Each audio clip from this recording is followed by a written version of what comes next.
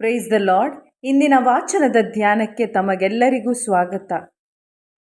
ಇಂದಿನ ವಾಚನದಲ್ಲಿ ಯೇಸುವಿನ ರೂಪಾಂತರ ಕುರಿತಾಗಿ ನಾವು ಆಲಿಸುತ್ತೇವೆ. ಯೇಸು ತಮ್ಮ 3 ಶಿಷ್ಯರಾದ ಯಾಕೋಬ, ಯೌವಾನ ಮತ್ತು ಪೇತ್ರರೊಡನೆ ಎತ್ತರವಾದ ಬೆಟ್ಟಕ್ಕೆ ಹೋದರು. ಅಲ್ಲಿ ರೂಪಾಂತರ ಹೊಂದಿದರು. ಅವರ ಉಡುಪು ಅತ್ಯಂತ ಶುಭ್ರವಾಗಿ ಹೊಳೆಯಿತು. ಯಾವ ಅಗಸ ಅಥವಾ ದೋಬಿಯಿಂದಲೂ ಮಾಡಲಾಗದಷ್ಟು, ಅಂದರೆ ಸೂಪರ್ ನ್ಯಾಚುರಲ್ ಆಗಿ ಅದು ಬಿಳುಪಾಯಿತು. ಮೋಶೆ ಮತ್ತು ಎಲಿಯ ಪ್ರತ್ಯಕ್ಷರಾಗಿ ಯೇಸುವಿನೊಡನೆ ಮಾತಾಡಿದ್ದು ಶಿಷ್ಯರು ನೋಡಿದ್ರು. ಇಲ್ಲಿ ಪೇತ್ರ ಗುರುತು ಹಿಡಿಯುತ್ತಾನೆ, ಇವರು ಮೋಶೆ ಮತ್ತು ಎಲಿಯ ಎಂದು. ಮತ್ತು ಅತಿ ಮುಖ್ಯ ವ್ಯಕ್ತಿಗಳಾದ ಹಳೆ ಒಡಂಬಡಿಕೆಯ ನಿಯಮಗಳನ್ನು, ಧರ್ಮಶಾಸ್ತ್ರವನ್ನು ಕೊಟ್ಟ ಮೋಶೆ ಮತ್ತು ಹೆಸರಾಂತ ಪ್ರವಾದಿ ಎಲಿಯ, ಇವರು ಕೂಡ ಅಲ್ಲಿ ಕಾಣಲ್ಪಡ್ತಾರೆ.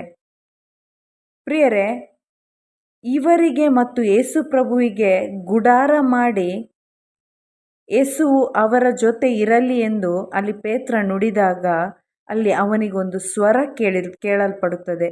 ದೇವರ ಸ್ವರ ಸ್ವರ್ಗದಿಂದ ಮೇಘದೊಂದಿಗೆ ಆ ಒಂದು ಸ್ಥಳದಲ್ಲಿ ಆವರಿಸಿ, ಈತನು ನನ್ನ ಪುತ್ರ, ನನಗೆ ಪರಮ ಪ್ರಿಯನು, ಈತನ ಮಾತಿಗೆ ಕಿವಿಗೊಡಿ ಎಂಬ ವಾಣಿ ಕೇಳಿಸಿತು.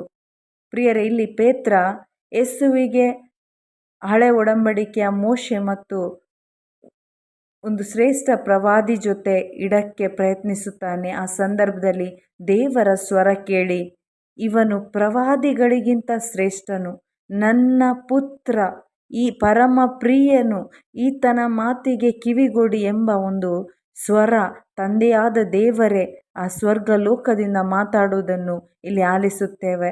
ಅತ್ಯುನ್ನತ ಗೌರವಕ್ಕೆ, ಆರಾಧನೆಗೆ ಯೇಸು ಮಾತ್ರ ಯೋಗ್ಯರಾಗಿದ್ದಾರೆ. ಆದರೆ ಇವತ್ತು ಈ ದೇವರ ಸ್ವರವನ್ನು ನಾವು ಅನೇಕರು ಕ್ರಿಶ್ಚಿಯನ್ಸ್ ಅಂತ ಎನಿಸಿಕೊಂಡ ಅನೇಕರು ಈ ದೇವರ ಸ್ವರವನ್ನು, ಈ ಶ್ರೇಷ್ಠ ಆಜ್ಞೆಯನ್ನು ಉಲ್ಲಂಘಿಸಿ ಜೀವಿಸುತ್ತಿದ್ದೇವೆ.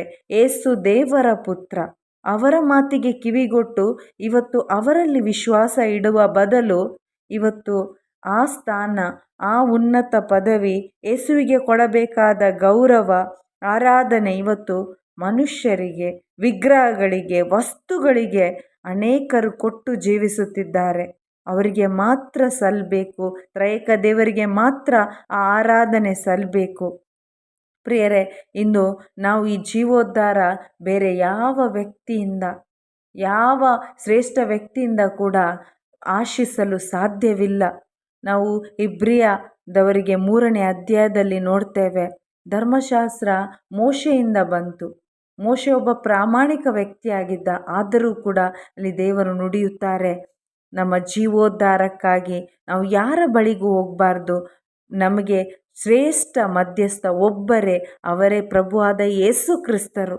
ಪ್ರಿಯರಿಂದ, ಅನೇಕರು ಈ ಸತ್ಯವನ್ನು ಕಡೆಗಣಿಸಿ ಜೀವಿಸುತ್ತಿರುವಾಗ ನಾವೆಲ್ಲರೂ ಶುಭ ಸಂದೇಶ ಸಾರೋಣ. ಯೇಸುವಿಗೆ ಸ್ವತಃ ಪಿತದೇವರಿಂದಲೇ ಈ ಮಹಿಮೆ ದೊರಕಿದೆ.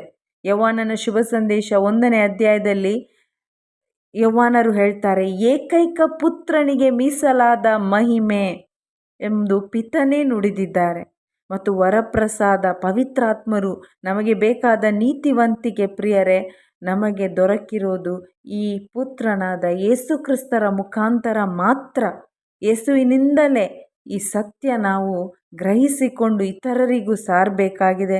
ಇವತ್ತು ಯೇಸು ನಾಮವನ್ನು ಅತ್ಯಂತ ಚೀಪಾಗಿ ಅನೇಕ ಲೋಕದ ಲೌಕಿಕ ಸುಖಗಳಿಗೆ ಬಳಸುತ್ತಿದ್ದಾರೆ. ಈ ಯೇಸುವಿನ ನಾಮ ಇವತ್ತು ಅನೇಕ ಕಡೆಗಳಲ್ಲಿ ವ್ಯರ್ಥವಾಗಿ ಉಪಯೋಗವಾಗುತ್ತಿದೆ. ಪ್ರಿಯರೇ, ನಾವು ಈ ಸತ್ಯ ಸಾರೋಣ. ಯೇಸುವಿನ ಶಿಲುಬೆ, ಮರಣ, ಪುನರುತ್ಥಾನ ಮತ್ತು ಪುನರಾಗಮನ ನಮ್ಮನ್ನು ರೂಪಾಂತರಿಸುತ್ತೆ.